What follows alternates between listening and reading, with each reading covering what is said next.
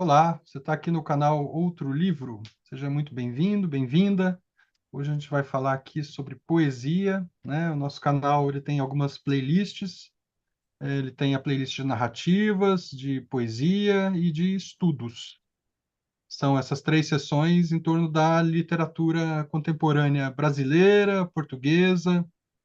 Temos autores de Moçambique e de Angola também. Então, você que está chegando agora, dê uma visitada no nosso canal, veja lá a quantidade de vídeos que temos. Estamos chegando já a 100 programas gravados, 100 entrevistas. Está sendo bem legal. E se você está chegando agora, se inscreva no canal também. É uma forma do YouTube levar essas conversas para mais pessoas. Você que nos acompanha, seja muito bem-vindo e bem-vinda novamente. Hoje vamos falar então com Oswaldo Duarte. Seja bem-vindo, Oswaldo. Olá, Ricardo, obrigado. É um prazer estar contigo. Desde que eu conheci o canal, né, tenho adorado ver as entrevistas. Estou, né, de fato honrado de estar aqui contigo.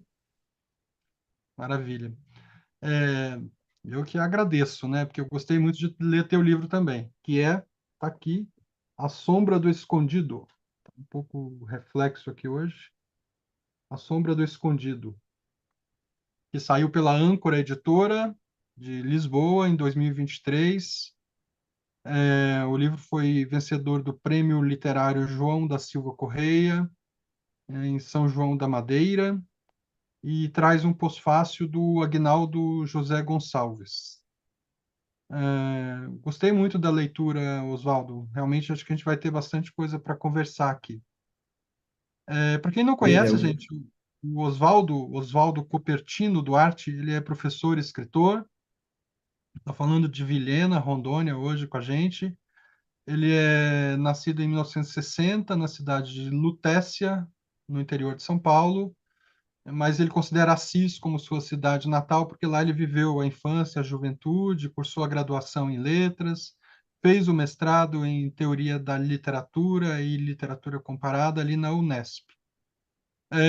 O Oswaldo foi para a Amazônia na década de 80, regressou a São Paulo para fazer o seu doutorado, ali por volta dos 30 anos de idade, e ele já publicou dois livros, publicou mais livros, na verdade, depois a gente vai falar disso, mas é oficialmente dois livros anteriores à Sombra do Escondido, além de publicações coletivas. Ele também é professor associado da Universidade Federal de Rondônia, tem experiência na área de letras, teoria da literatura, crítica literária, estudos das identidades em contexto de migrações na região amazônica, especialmente.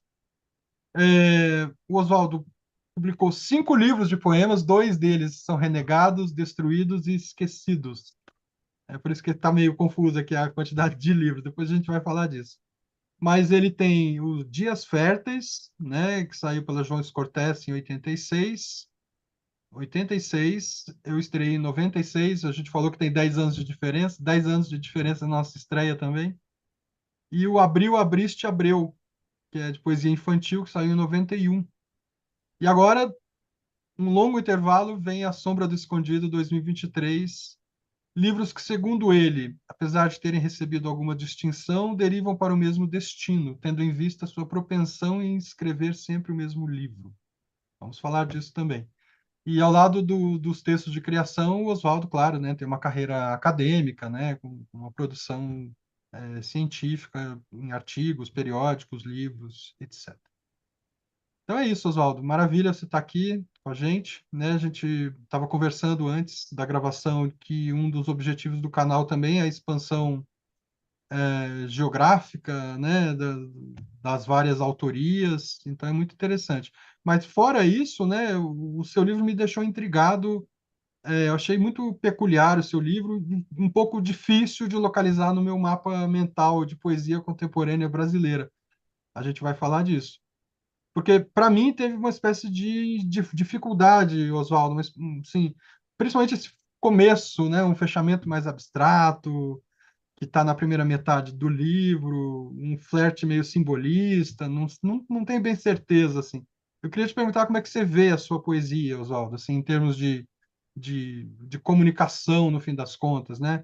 E falasse um pouco o que te moveu a escrever esse livro. É uma pergunta mais genérica, assim, depois a gente entra mais a fundo no livro mesmo. Bom, a minha poesia, eu me alimento um pouco de tudo. E, ultimamente, aliás, tenho lido muita poesia estrangeira, isso dos alemães aos árabes, enfim, todos os cantos. Eu acho que um pouco essa mistura, é que foi dando um pouco o tom desse livro, daquilo que eu tenho produzido. Eu não havia percebido, agora você falando, eu vou pensar sobre esse tom um tanto simbolista, mas a intenção ao compor o livro veio da ideia, daquilo que todos nós escondemos, na verdade. A primeira ideia talvez tenha surgido, a partir mesmo de uma reflexão, sobre o próprio mito da caverna, e daí eu fui estudar sobre a sombra, não só do ponto de vista da filosofia, mas também do ponto de vista da física. Aí também, né, havia conhecido na época, quando eu comecei a escrever, também a obra de um filósofo francês, não de um filósofo, a que escreveu em francês também, né, que veio da França, o Émile Cioran, e, enfim, a partir dessas ideias eu comecei a compor o livro, e a ideia era refletir, discutir um pouco sobre aquilo que todos nós escondemos de alguma maneira. Nós escondemos um pouco da nossa condição, da nossa condição humana, da nossa condição como homens, sujeitos. Então, aí os textos foram compondo a partir daí.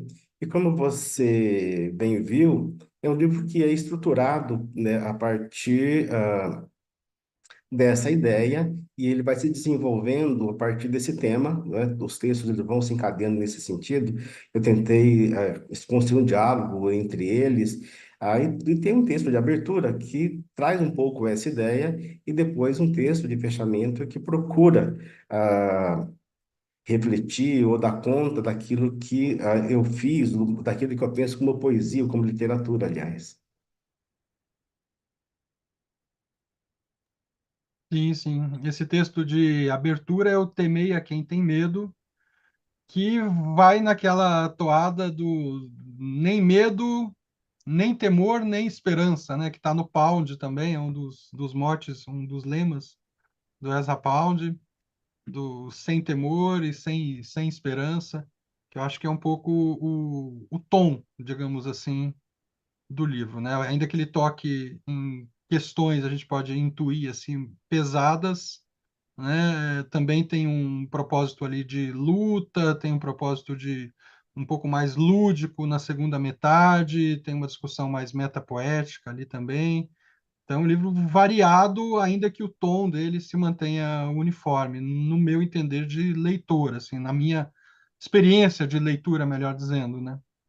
E esse livro, Oswaldo, agora rebaixando um pouco a discussão e indo para o lado mais assim prosaico dela, né? Como é que foi a história do prêmio? Como é que foi isso? Por que que você se inscreveu nesse prêmio?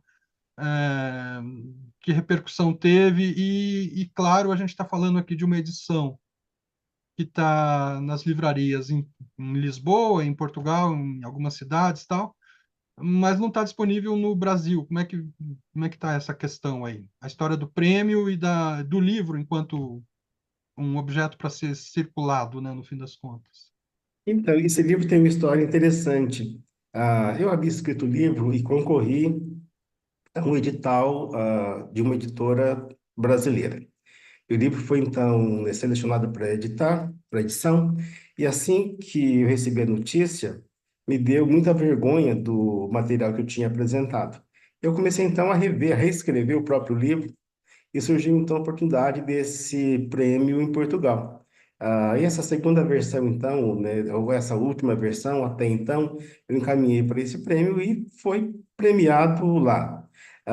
E um dos objetivos do prêmio é a publicação da obra, é a divulgação em Portugal. Isso foi muito interessante porque eu voltei a Portugal, fiquei por lá vários dias, podemos circular um pouco com o livro, participamos de uma feira de literatura em que o livro foi também lançado, e foi tudo muito interessante pela acolhida que o livro teve, pela acolhida que eu pessoalmente tive, em função do livro.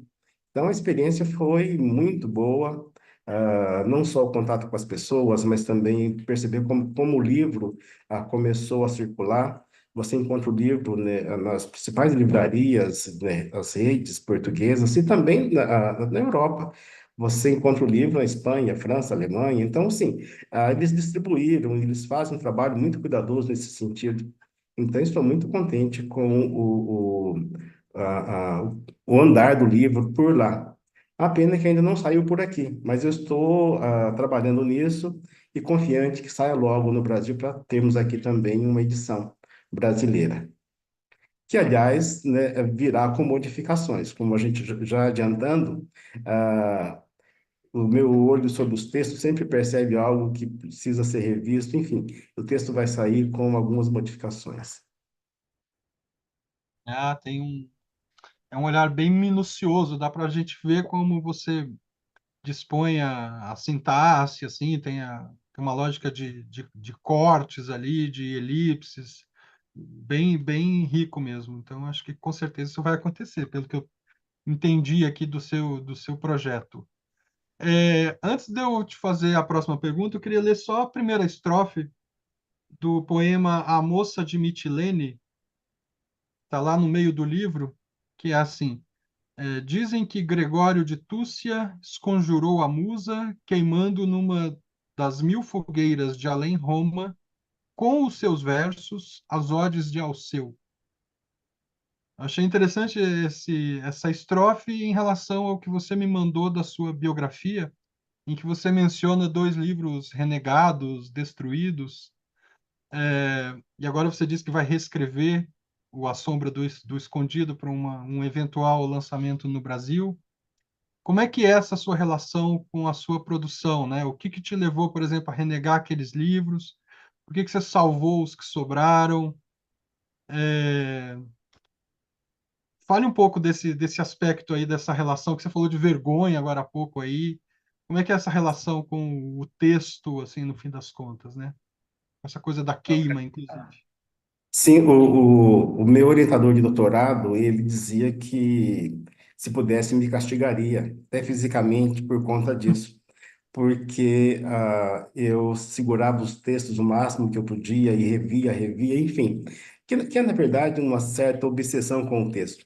Eu tenho algo, assim, naquelas fases de obsessão mais aguda, eu não suporto, numa frase, 2 palavras com o mesmo som.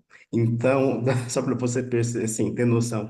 Então, é por isso que às vezes, ou quase sempre, eu me ponho a buscar a melhor palavra, a melhor posição, a melhor sintaxe, enfim, que soe bem, o que me agrade. Mas tudo tem um limite também, né?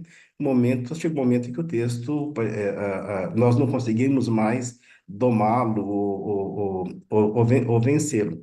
Então, essa é uma questão que me acompanha. Sobre os livros renegados, eu concluí a certa altura que eu precisava buscar um discurso, um jeito próprio, vamos dizer um estilo talvez, mas né, uma fala própria.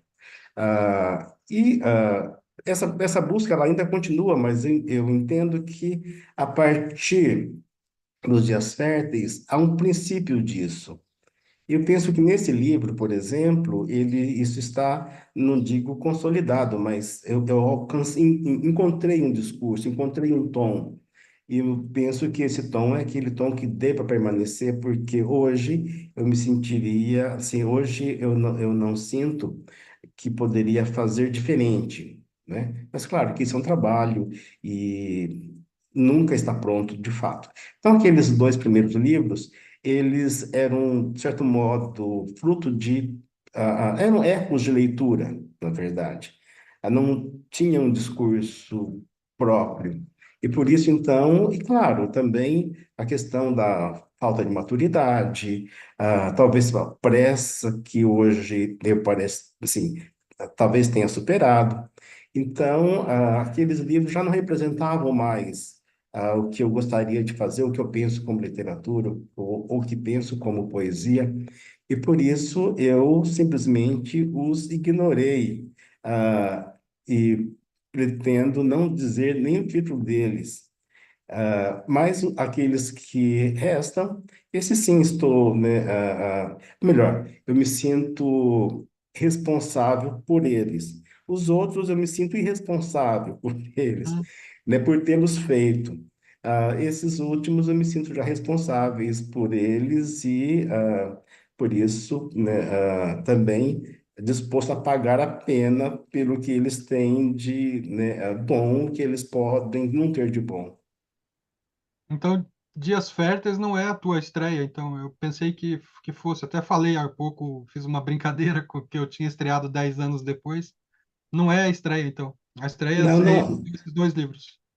Sim, de fato, né? Esses dois livros eram livretos, né? Sim, sim. Coisa de estudante, enfim. Uhum, uhum, Esses dois livrinhos que eu descartei.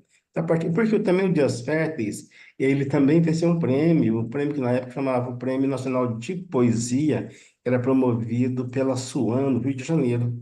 Era um sim, prêmio sim. grande, tipo, era muito concorrido, enfim.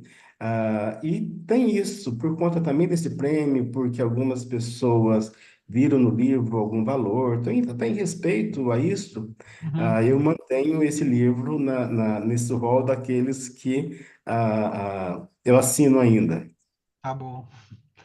Você sabe que eu tenho esse meu primeiro livro de 96.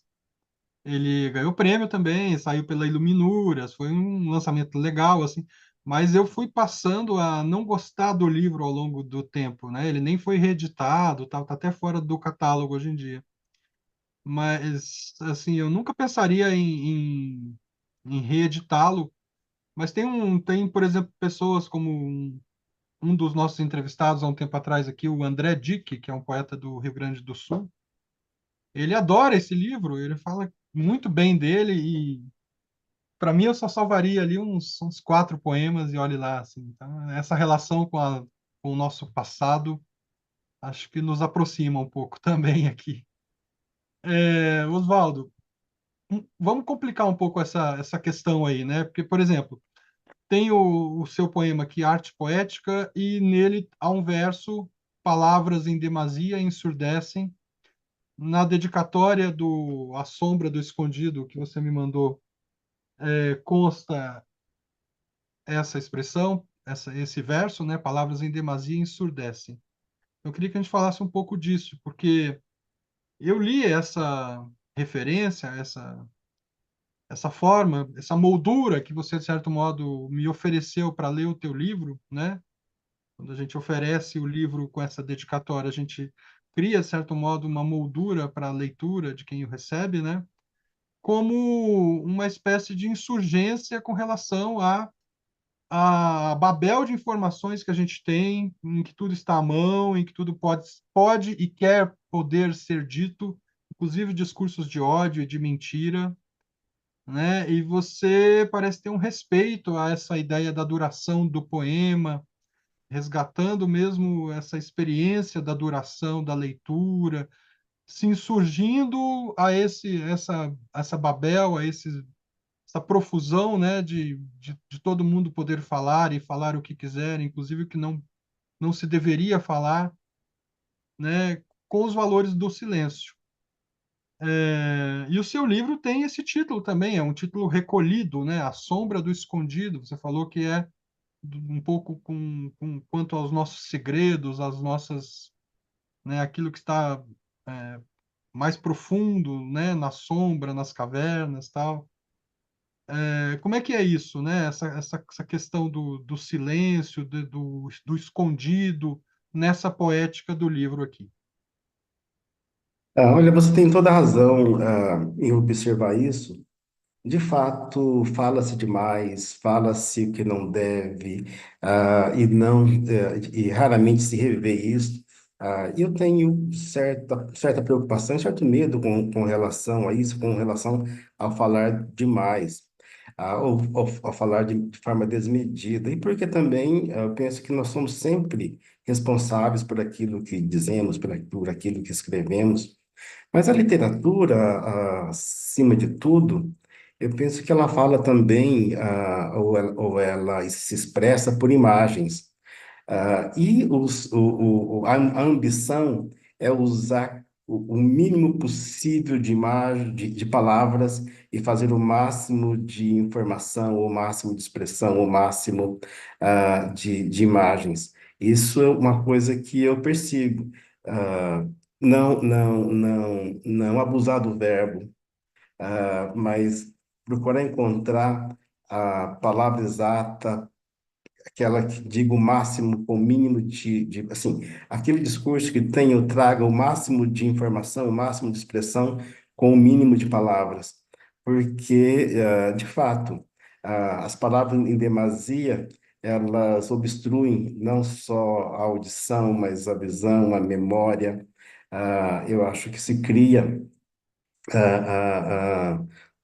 um mundo em que se diz muito, se faz muito barulho e se comunica pouco e se expressa pouco e também com pouca profundidade.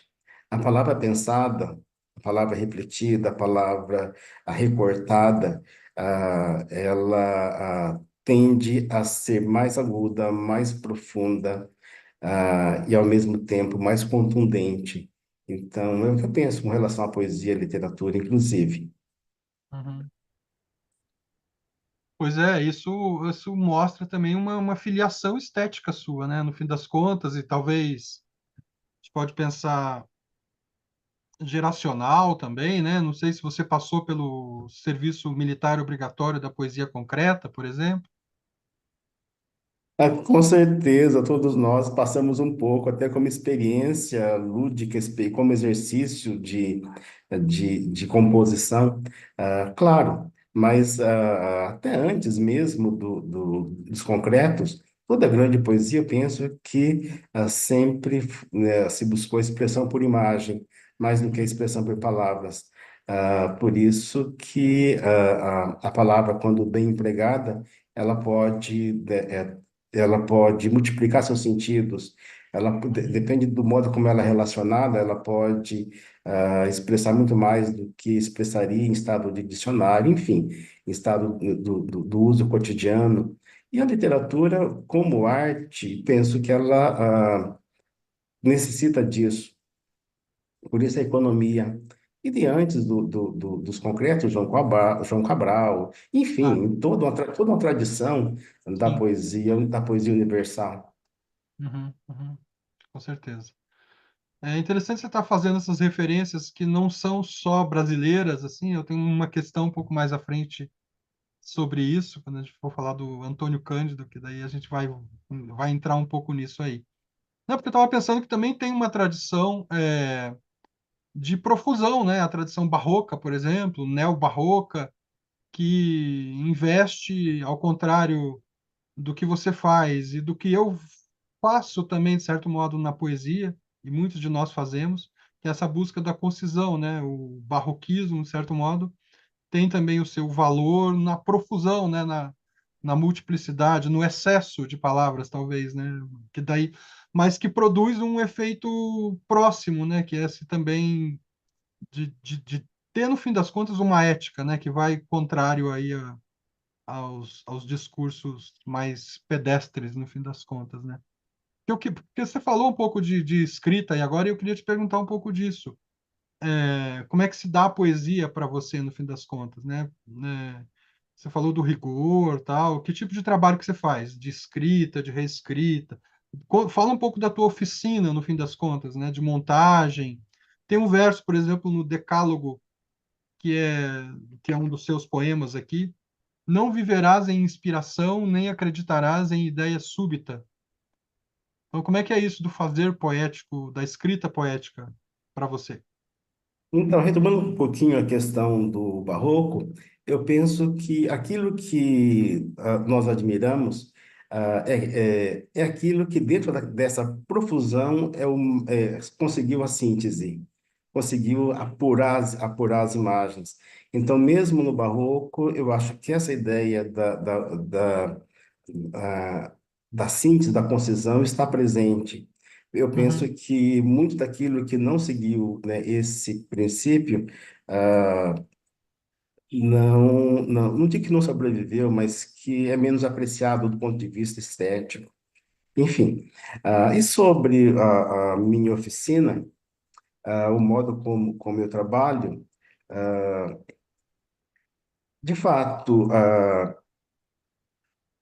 eu penso que a literatura ela não fala sobre as coisas. Aí já estou quase que citando Cândido, né? Ela não fala sobre as coisas. A literatura, o texto poético, ele quer ser alguma coisa. Ele quer ser aquilo que, aquela imagem que ele constrói. Ele quer, de certo modo, se materializar. E nesse sentido, a gente volta sempre à ideia da economia, à ideia do trabalho, da lapidação da lapidação do texto. Mas tem uma outra coisa também que eu acho importante, que todo artista, ele quer se fazer a diferença. E para que ele se faça a diferença, ele deve propor algo que modifique o status quo da produção naquele momento.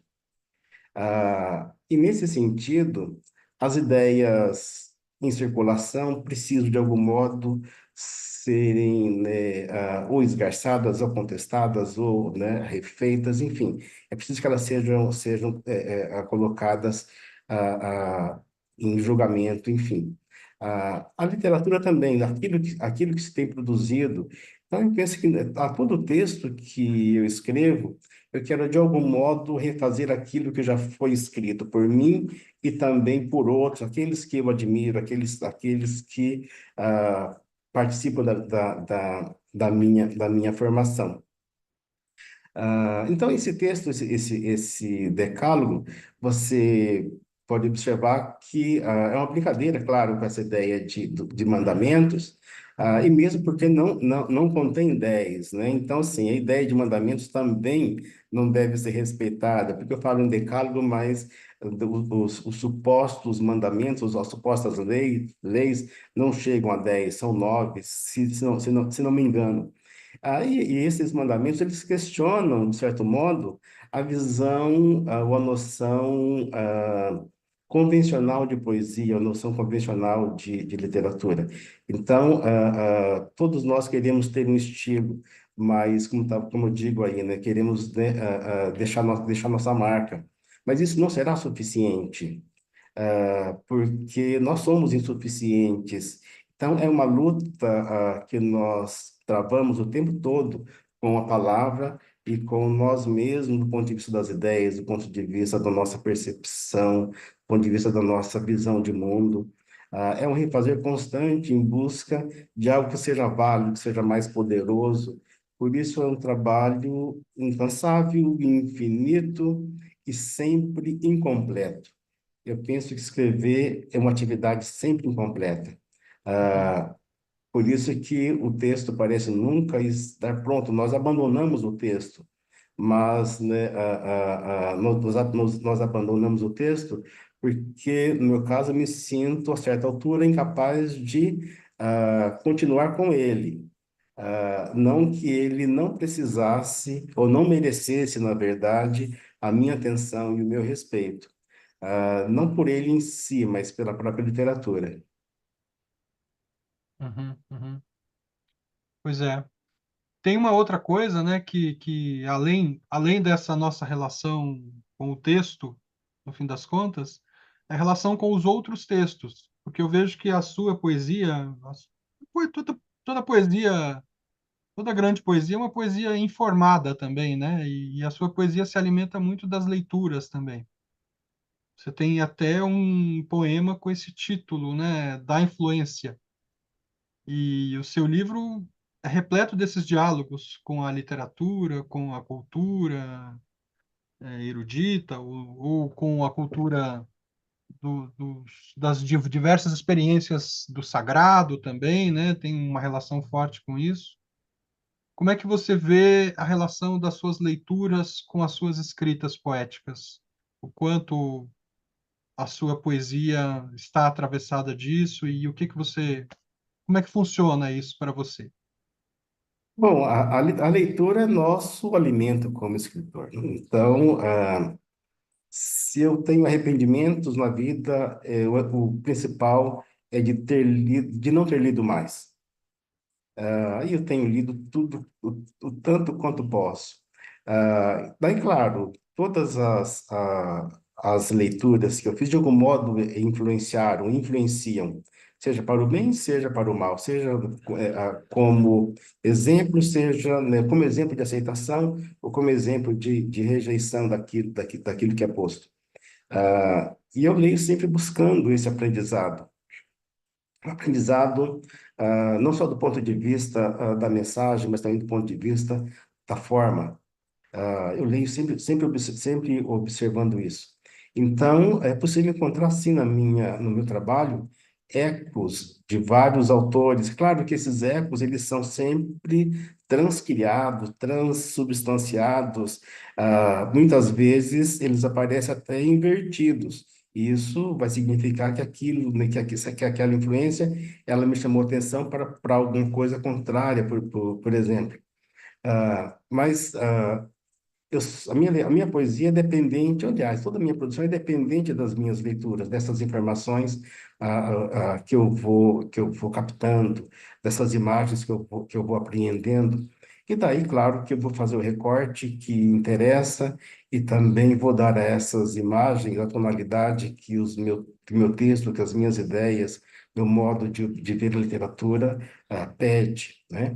Mas, de fato, ah, é uma poesia que dialoga com a tradição, eu sinto isso, mas também dialoga com aquilo que há de mais contemporâneo.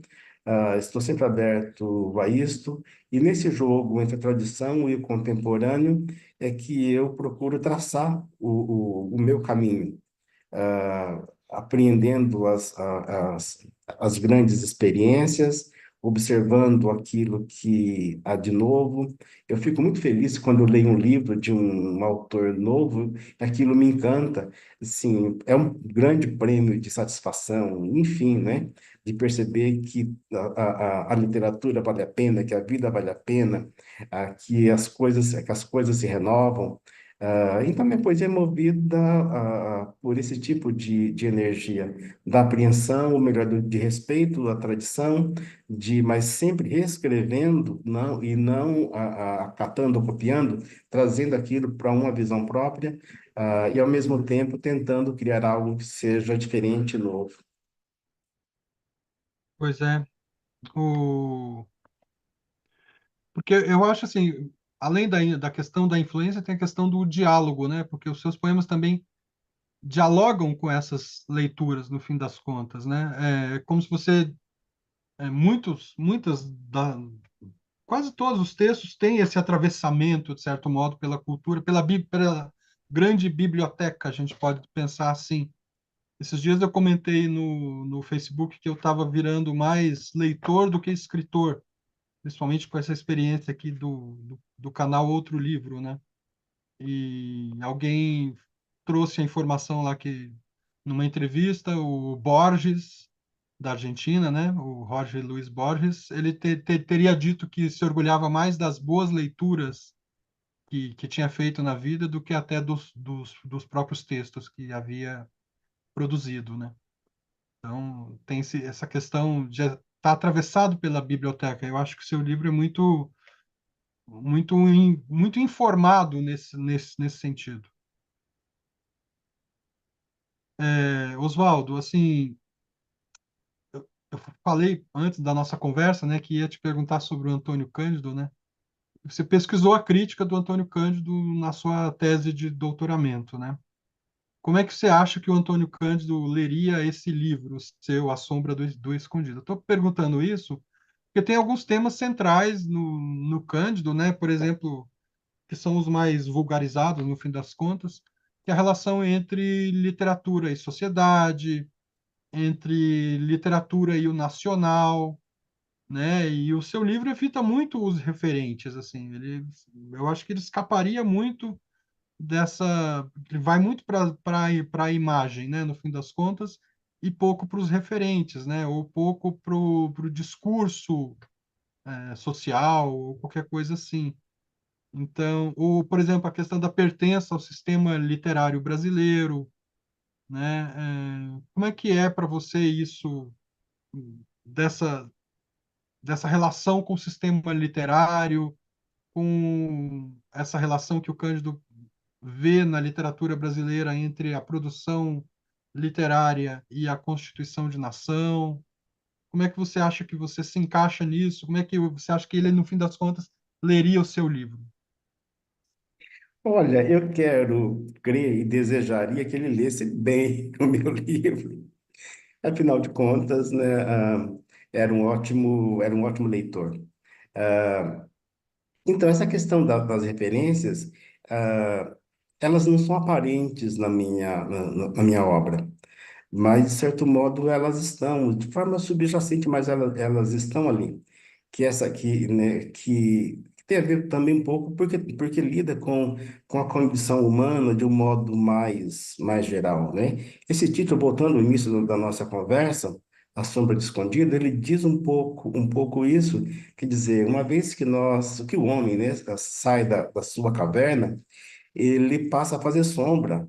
E fazer sombra quer dizer, fazer sombra não, fazer sombra em alguém, ou fazer sombra no outro, ou fazer sombra sobre alguma coisa. Isso interfere na sua relação aí em sociedade. E além disso, também, uma vez iluminado, vamos dizer assim, pelo conhecimento, enfim, por aquela ideia iluminista que o próprio Cândido tinha de cultura, de formação, de educação, o homem acaba, na verdade, ignorando as sombras interiores, aquelas sombras, que se cria quando se acha que sabe muito, que sabe tudo, enfim. Aí o livro trata um pouco disso, por isso, essa questão do escondido. E o escondido não está também só nessa questão, vamos dizer assim, da condição humana, mas também da condição social. Veja, por exemplo, o texto que você citou, As Garotinhas, em que eu trato ali de algumas mulheres, que são mulheres icônicas na arte, e observando a vida de cada uma delas, são vidas muito sofridas do ponto de vista da própria condição da mulher, da própria condição social, da própria condição humana, enfim. Então, o social, ele está presente nesse sentido. Tem outro texto também que eu trato de uma ativista do Oriente, em que também foi um ativista das causas femininas. Então, assim, né, é claro que essas informações elas não estão muito, assim, correntes, não circulam muito, mas aí aquilo que você disse, como é um livro que lida com essas fontes, então, é um livro quem também tem esse repertório vai perceber essa relação com o social também, que não está evidente, claro, né? Mas que está ali de algum modo. Mas é uma coisa própria desse livro. Eu tenho outros textos em que a questão social está mais evidente, mas, vamos dizer assim, mais à flor da pele do texto, né? Mas né, eu acho que o Cândido leria esse texto pensando, talvez, numa coisa que ele fala da transcriação, no sentido de que quando o escritor descreve, ele coloca o mundo entre parênteses e cria um novo mundo, que é o mundo de imagem, um mundo de palavras. Então, né, o livro traz isso, um pouco dessa condição, né, que eu estou dizendo, dessa condição do homem, em sociedade, enfim, como sujeito. ah, e tem também a questão da própria religiosidade, um questionamento de uma certa visão de religião, que também traz uma coisa que está muito presente hoje, né? Que é essa disputa em torno disso. E é um livro em que alguns textos eu discuto essa visão do Deus punidor, do Deus, né? Que exige obediência, enfim. Ah, por conta disso, eu acho que, né, até por conta dessa questão da religião, eu acho também que ele faria uma notinha ali de observação, porque é uma coisa que eu acho assim um pouco corajosa dentro no universo que nós temos hoje, de tanto cancelamento, enfim, quando eu trago essa questão da religião para ser discutida num livro de poesias. Uhum, uhum. Isso fica evidente mesmo, mas e essa perspectiva de que você também está falando, para além de um lugar de revelação ou de contemplação, também de um lugar de luta, isso fica evidente. Principalmente, eu acho, isso começa mais forte na segunda parte aqui, né, que é o Pacto do Inconforto. Eu acho que isso já começa. A propósito, né, eu queria te perguntar um pouco agora sobre a montagem desse livro, né? Afinal de contas, ele é um livro feito de uma série de sessões, ele está organizado numa série de sessões, então, de algum modo, imagino que você tenha desejado armar para quem lê uma espécie de dinâmica de leitura ali, montando esses blocos, né, e os dispondo na ordem que você fez isso, em que você os dispôs. Então, tem várias estações, a gente pode pensar assim. O livro, por exemplo, abre no signo da escuridão, da morte, daquilo que o Aguinaldo José Gonçalves, que faz o pós-fácil, vai chamar de princípio mítico da, entre aspas, né? Princípio mítico da suspensão do tempo e do espaço. Então, parece-me, né, que esse início é um enfrentamento já intenso do símbolo. Por isso que eu falei de simbolismo, né? Porque até traz esses símbolos do silêncio, da morte, da escuridão, da caverna, do abismo, né? E eu até pensei, assim, né, viajei aqui, que me parece um ciclo de poemas escrito durante a pandemia, né, em que estávamos sob esses elementos. Pode ser que não, posso estar, pode ser que seja um outro inferno, até talvez, assim, né, um outro, né? O que que você pode nos dizer sobre a montagem do livro e esse início, assim, o que que você queria destacar nesse início, nessa primeira Certo. sessão, talvez? Então, o livro é pré-pandemia. Ele foi escrito antes, embora tenha sido revisto, aquela segunda reescritura, como eu disse, foi durante a pandemia. Mas a ideia Ah, do livro, a sua concepção, a sua estrutura, ela é anterior, né? E a ideia era mesmo trazer esses questionamentos com relação à pobreza humana, enfim, e por isso o livro começa assim, questionando, primeiro, né, a abertura já é um anúncio, né, sobre isso. Se pensar as epígrafes também, já traz um pouco disso. Uma das epígrafes diz: este livro deve ser lido como se leria o livro de um morto, que é uma citação do Victor Hugo. Também a primeira epígrafe, que é do Apocalipse, ah, ah, que é aquela situação em que, pensando no Apocalipse, no, no capítulo 5 lá do Apocalipse, ah, aparece a ideia de um livro lacrado que está na mão de Deus, e depois lá no 10, né, que tem a epígrafe, que acabou saindo como 20 mas é 10, que esse livro, então, que aquilo já teria sido revelado, e que a verdade já seria conhecida, enfim. Então, o livro começa assim, e a primeira, né, a primeira sessão, da sombra e outras, da sombra e outras simpatias pelo abismo.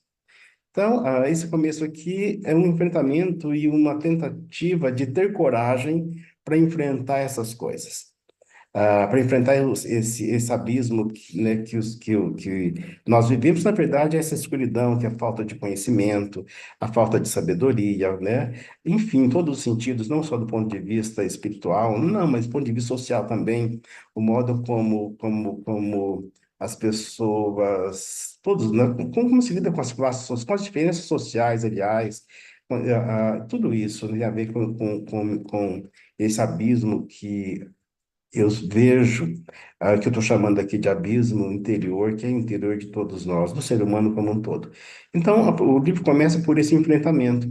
E esse enfrentamento, a primeira parte, então, desse, vou chamar de capítulo, de sessão, premissas da danação. Bom, são sofrimentos, né? Primeiro, essa consciência dessa condição, dessa fraqueza, dessa incompletude do ser humano, e ao mesmo tempo o reconhecimento da arrogância que o ser humano tem de querer ser alguma coisa, enfim, às vezes desmedida. Então, é isso, essa premissa da nação, esse reconhecimento. E o livro vai começar dizendo: abre esse livro com cuidado, né, anunciando que ali viriam coisas que talvez, né, merecesse atenção. E logo em seguida, eu trato já da condição humana, o homem diante da morte, diante de si mesmo, diante da sua finitude. E os textos seguem nesse sentido, né, como um mergulho interior, não pessoal, mas pensando aqui o mergulho interior do ser humano, como que ele poderia se olhar às vezes para dentro, para perceber as suas fraquezas, para perceber como ele precisa, né, rever suas posições, enfim. Então, a primeira seção do livro é isso, depois o Pacto do Inconforto. Então, diante dessa entrada, ah, nós chegamos então no momento em que o inconforto existe, o incômodo existe. Então, como podemos lidar com esse incômodo, com aquilo que é um inconforto? E o primeiro texto, logo nesse sentido, que é a origem, que faça aqui uma alegoria, né, sobre na própria criação do mundo, do ponto de vista bíblico, né, que também é uma alegoria. No princípio era noite, trevas cobriam o abismo, a terra vazia e só, escuro, lodo e paz. Então, eu inverto aqui, né, a posição bíblica. Nada de escuridão e de tenebroso, mas paz. O homem ainda não existia.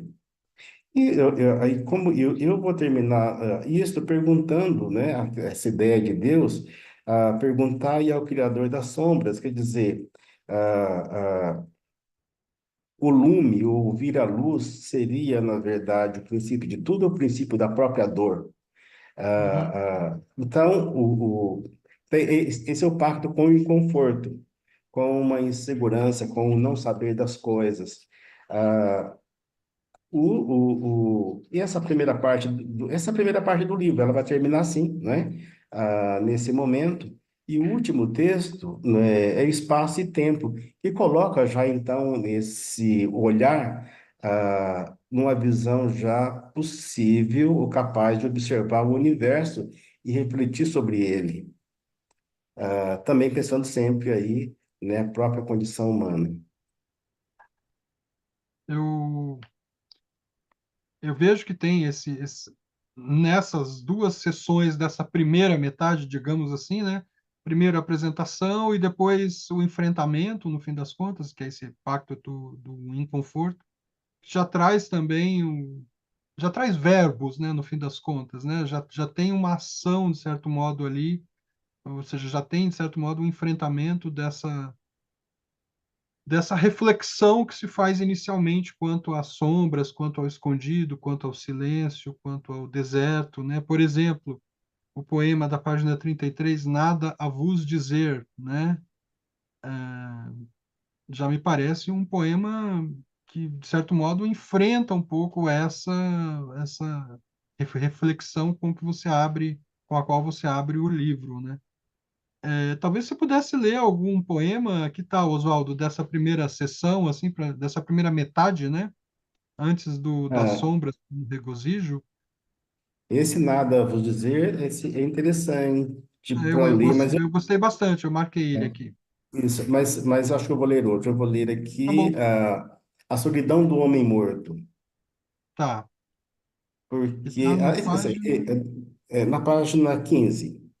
Ah, tá bom, mais no começo. Aham. Esse livro, ele tem um livro gêmeo que talvez se chame A Solidão do Homem Morto, que Hum, segue um pouco essa trajetória. A Solidão do Homem Morto. Conheço as antimágoas do homem, perdão, desculpa. Conheço as antimágoas de um homem morto. Para estudar as artes desse ofício, desarranjo devagar os dias por dentro, até descoser a bainha das horas. Na morte. A autópsia não sou eu quem faz, nem tento. Aquela sombra sob as pálpebras entrecerradas, num futuro já morto. Aquelas sombras projetadas e aquela dor. Uhum. Uhum. É o O peso, poema né? seguinte, que teria o mesmo título, né, Solidão do Homem Morto, Sei. chama As Artes do Ofício na Morte. Conheço bem a penumbra que acalenta um homem morto, os atributos desse silêncio, a biografia sem espanto, as sobras, as sendas que carrega, sem metafísica e ânsia de glória. Para estudar as artes desse ofício, visito o pomar de abismos onde revolvo sob o solo, sob o lodo, a sombra esquecida do morto, como se banhasse a sua alma para pensar com desvelo as veredas do entremeio sem fim. Então, essa é a primeira parte do livro, ela segue um pouco isso, e concluindo, então, daí, se me permite, eu vou ler aquele que você disse, que é Nada a Vos Dizer. Aqui, depois, então, de refletir essa condição, então, é como se o homem se voltasse para essa imagem que se tem de Deus, e daí até uma provocação, nada a vos dizer, diante daquela ideia da morte, do pecado, do sofrimento. O Uhum. que tenho a vos dizer são dores em números, como os anjos furtivos e almas esvaídos de vossas mãos. O que para mim é novo, criastes a priscas eras, empresas de culpa e morte, para educar meus irmãos. Minhas vísceras engolem máquinas de guerra, minhas costas, tratadas como armério de sal, endossam tua glória, teu juízo e tua ira. Não tenho nada de novo a vos dizer, além da geografia do medo, essa vida que purga entre seus dedos e pargindo indulto como um sino de finados. Aqui esse eu, de certo modo, se voltando para essa imagem do Deus punidor, dizendo, olha, me criastes assim, então é isso que eu sou. Uhum. Uhum. Ouvindo você falar, né, e a forma como você dispôs essas leituras, assim, dá para pensar numa espécie de uma narrativa de fundo também nessa ordem dos poemas, nessas sessões que você propõe para compor o livro, tal. Dá para pensar numa narrativa de fundo que você vai estar falando quase em termos de mito, né? Vários momentos das suas respostas você volta para essa dimensão de um percurso, de certo modo, né? E esse percurso é mítico no fim das contas, né? Sem dúvida, é isso mesmo. Né? Tem isso, né? Né, assim, um acervo de ideias que ficam, de fato, né? Como substrato, e os textos eles vão se desenvolver em cima desse território. Uhum, uhum. Pois é. E aí a gente chega na segunda metade do livro, na segunda parte, né, das sombras como regozijo da decomposição, que também é feita de algumas sessões internas ali.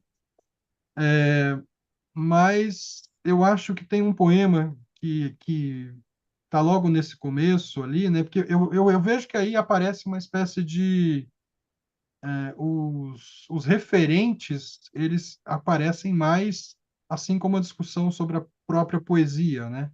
Os referentes que eu digo, os referentes da cultura, né? Quando, por exemplo, você traz lá o ovo da serpente, esse é um referente que todo mundo tem, né? Sabe do que se trata, né? No fim das contas. O poema dos insurgentes, ou mesmo quando mais à frente você vai fazer a discussão no poema que trata com Theodor Adorno, né? E aí você faz aquela discussão que eu acho que é central aqui para o que vem depois também, que é aquela discussão se da, né, da efetividade e da possibilidade da poesia após Auschwitz, né? E você meio que responde. Claro, os seus poemas demandam muito interpretação e tudo aqui é interpretação minha, né? Então, obviamente, deu um desconto aí do que eu estou falando, né? Que você coloca que, sim, a poesia pode ser escrita após o Holocausto, desde que nascida das cinzas. E aí tem o corte do poema As Duas Mulheres, que é bem narrativo e tal, e entra uma erótica, eu poderia dizer, na sequência dos muitos poemas. A partir da página 46 ali, né, os poemas vão muito para esse lado, Entrem as Flores, Enchente, Ateliê, A Moça de Mitilene, As Garotinhas, que tem uma erótica presente ali, mas também é, que é discutida à luz daquela reflexão do Adorno. Como é que é essa entrada nessa segunda fase do livro aí? De fato, essa é uma fase de transição, daquela abertura. Então, o texto ele começa, né, essa fase ela começa no mesmo tom quase da primeira e vai se transformando, né, passando depois uma questão mais, vamos dizer, mais da carne, mais do corpo, na verdade, e também, né, uma questão mais social. E o texto que eu falo ali do Adorno, esse é um dos textos que já foram reescritos. Ele já é outro, achei que ele estava incompleto, enfim. Mas você tem razão, é isso mesmo. E a ideia era fazer essa transição mesmo, do mítico para o humano, e para as dores mais do corpo, né? Uhum, uhum, E daí, claro, que o texto, né, sobre o do Adorno, que também questiona a própria poesia, é central nesse momento, ou nessa passagem, né? Aqui, na verdade, é isso, é passar do mítico para o humano. uhum, Ah, ah, as ideias para, né, o mundo terreno. Então é isso mesmo.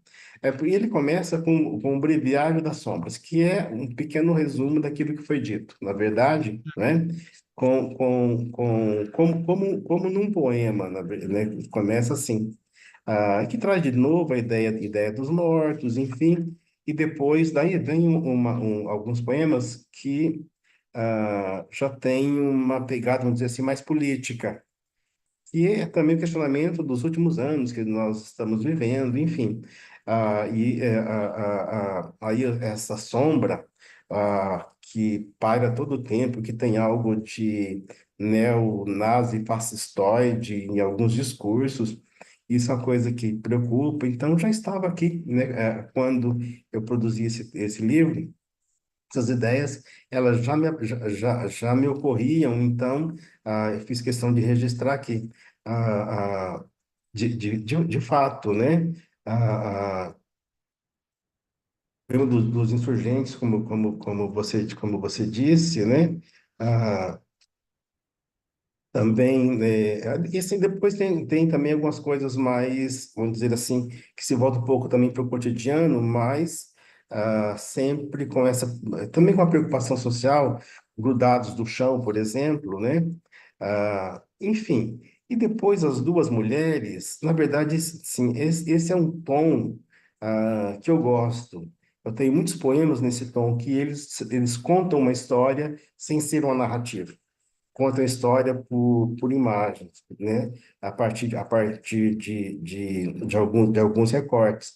E aqui o sofrimento dessas duas mulheres diante da morte de alguém aqui, de alguém querido, que no texto não diz quem, mas o modo como essas mulheres enfrentam isso, enfrentam o luto, enfrentam essa situação.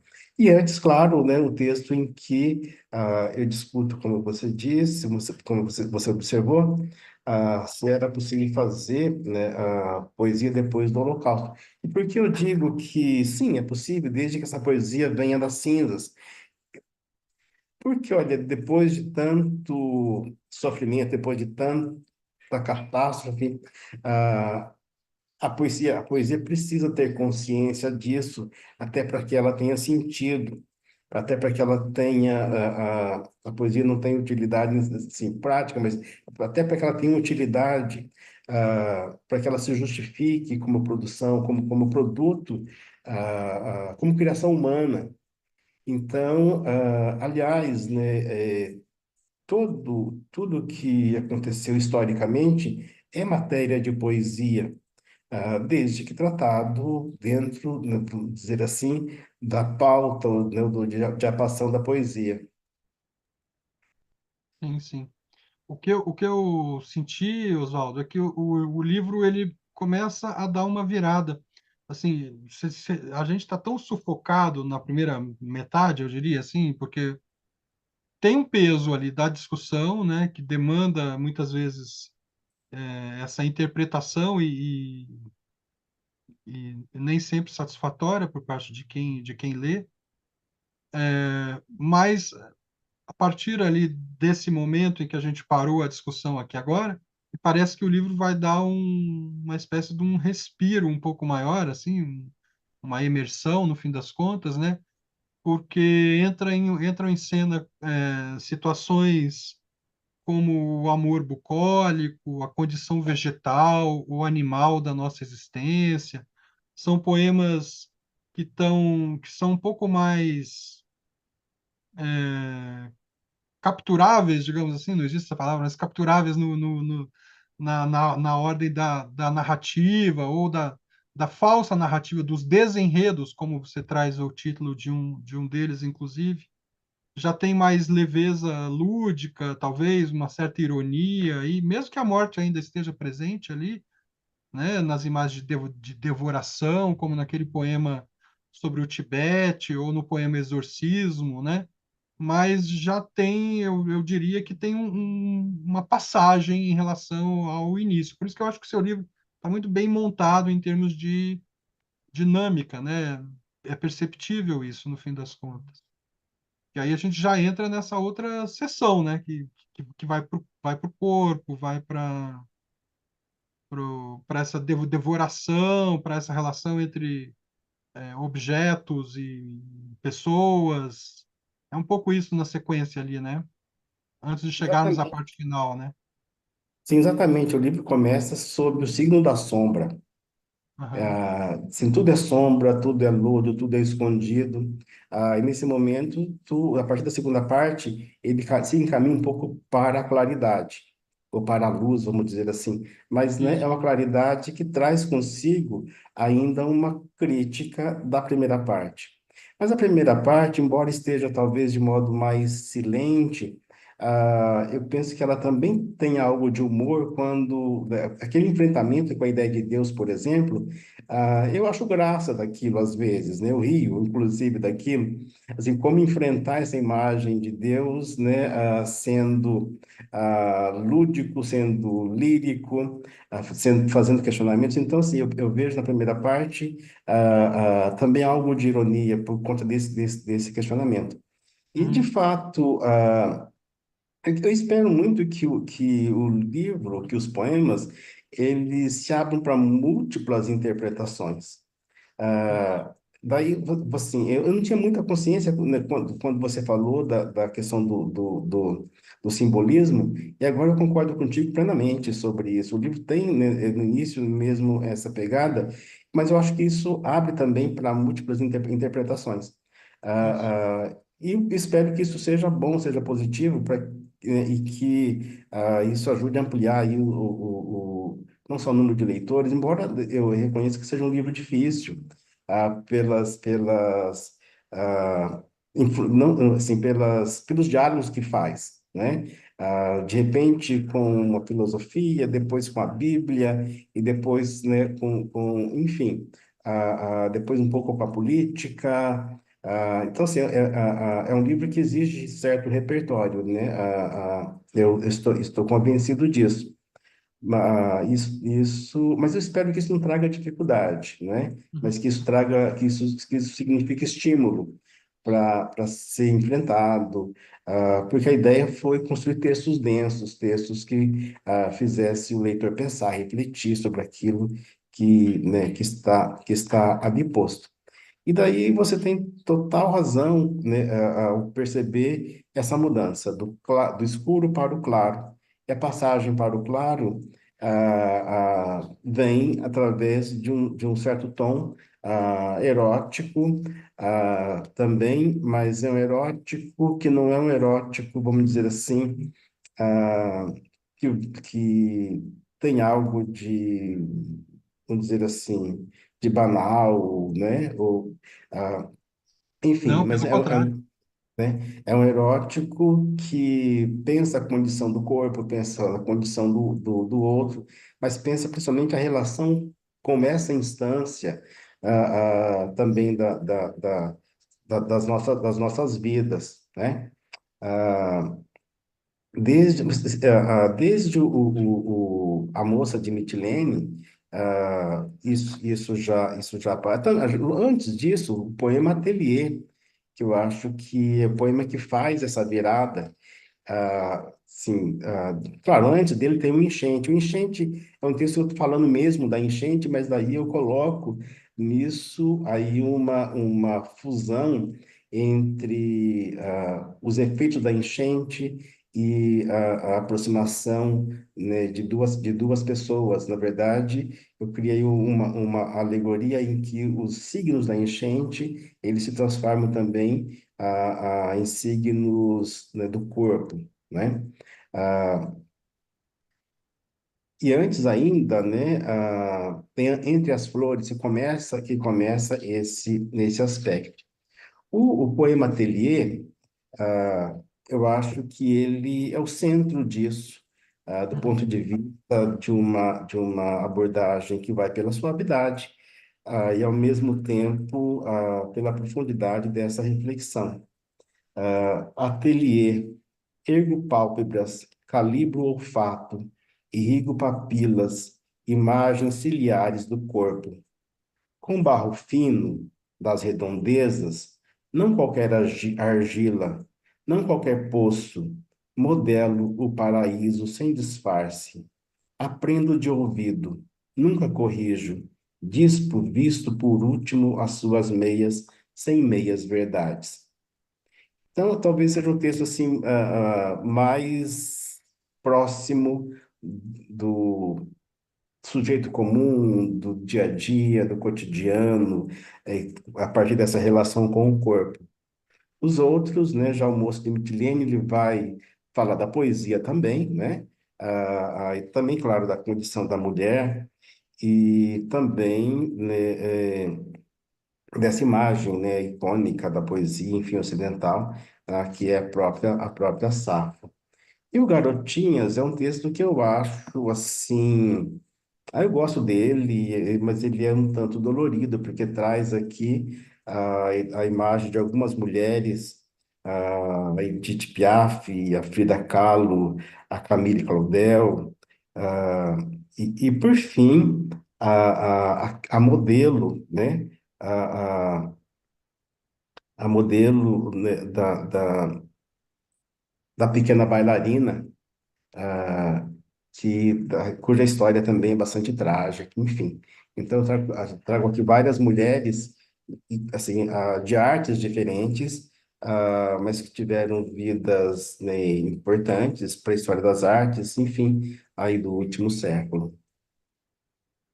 Pois é, eu tô pensando aqui enquanto a gente fala, né? Enquanto você fala, enquanto eu falo, que a gente, no fim das contas, o que está fazendo aqui é cercando um pouco o livro, mas a gente nunca entra no cerne da coisa, né? Nem você, enquanto poeta, nem eu, enquanto leitor aqui, a gente fica assim, né? Rodeando os poemas, rodeando os temas, as formas que você usa, mas a gente não consegue, no fim das contas, tem algo de, né, que a experiência da escrita e a experiência da leitura não chegam ao nosso discurso aqui, né? A nossa capacidade de representação dessas experiências, no fim das contas. Mas está sendo muito bom, é o que a gente pode fazer, no fim das contas, numa conversa desse tipo, né? Então, mas né, eu acho que tem a ver com aquilo que você disse no princípio sobre os textos, um caráter talvez um tanto simbolista, ah, mas assim, mas a ideia também é ir mais para o concreto também. Mas é que as questões que o livro traz são questões, eu diria, profundas, ah, que discutem, né, a condição humana. E quando você fala da condição humana, é impossível ir direto ao ponto, porque é de fato subjetivo. Então, nós buscamos sempre, assim, é só possível falar disso a partir de imagens, a partir de uma imagem, a partir de um desejo, a partir vamos dizer assim, eu acho que essa é a palavra, é desejo mesmo, ou uma esperança, enfim, algo assim, mas algo que é sempre inatingível. Por mais próximo que ele esteja, como é algo do ideal, ele acaba sendo fugidio, e a gente acaba não abarcando de todo. Uhum, uhum. Pois é. É, tava pensando, né, que você tem, assim, uma... E aí já estou meio que concluindo aqui, Oswaldo. Você tem uma espécie de uma unidade que é, não é uma unidade, uma estabilidade, por exemplo, na forma de compor os versos mesmo, né? Os versos são relativamente estáveis, não são, obviamente, geométricos, não é esse o objetivo, tal, mas eles têm uma estabilidade. Você há pouco leu um poema, esse último poema que você leu, que é mais curto, de versos mais curtos, tal, mas em geral você mantém uma estabilidade, assim, né? A diferença de muitos poetas que são mais instáveis. Só que nessa última sessão, né, nessa última parte, a gente entra com dois diferenciais, eu diria assim, que são poemas mais em prosa, né? Um deles me interessou muito, que é o poema O Cisco, porque nele você mobiliza algo que você não tinha feito ainda, que é a montagem, a repetição interna ali. Eu acho isso diferente em relação aos outros poemas. E principalmente ao poema que dá título ao livro, né? A Sombra do Escondido. Talvez para a gente fechar, se pudesse falar um pouco dessa aproximação à prosa que existe mais nesse fim do livro aí.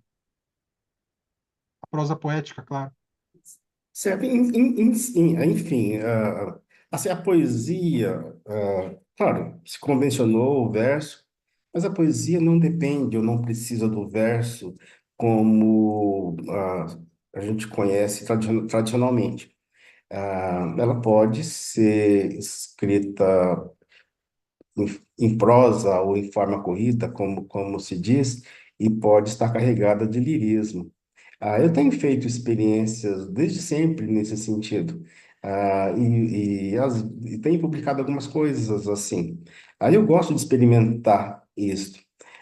Esses poemas eles poderiam, né, ser vertidos em verso, mas a intenção aqui era trazer mesmo essa imagem mais de plasmação, em que falseia mais do que aqueles, né, textos inversos que trazem uma narrativa fragmentada, trazer esses fragmentos, mas agora, né, em prosa, mas destruindo ou desconstruindo a prosa.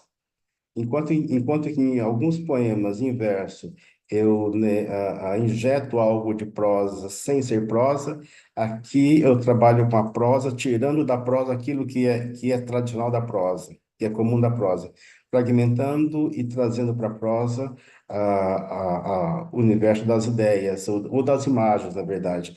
Então, você tem muitos textos são fragmentados nesse sentido, e as imagens vão sendo justapostas, mas numa justa posição em que uma, de certo modo, ecoa na outra.